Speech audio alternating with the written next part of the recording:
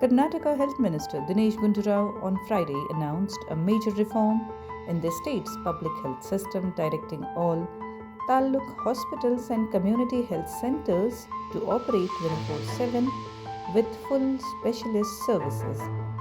Speaking in the assembly, Rao said the government has made it mandatory for every Taluk hospital and CHC to have round the clock availability of key specialists, including two obstetricians, two anesthetists, two pediatricians, one radiologist, and one general physician to ensure uninterrupted medical care. The minister emphasized that improving maternal and child health is at the core of this initiative.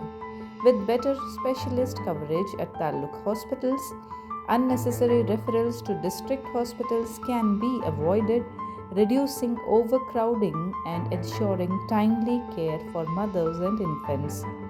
To support this expansion, the Karnataka government has launched a large scale recruitment drive.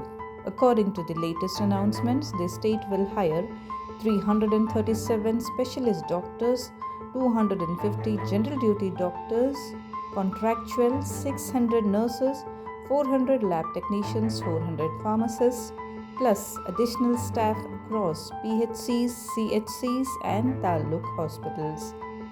In total, over 3,000 new health personnel will be added to the system to stabilize workforce shortages and improve service delivery.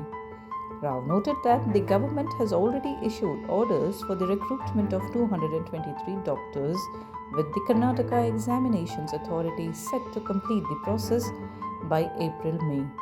He also highlighted staffing issues in existing hospitals, observing that several government doctors draw high salaries but handle very few cases.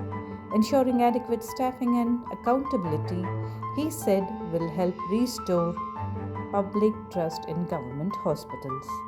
The minister clarified that even in CHCs, where performance has been low, specialist postings will be rationalized without compromising essential services.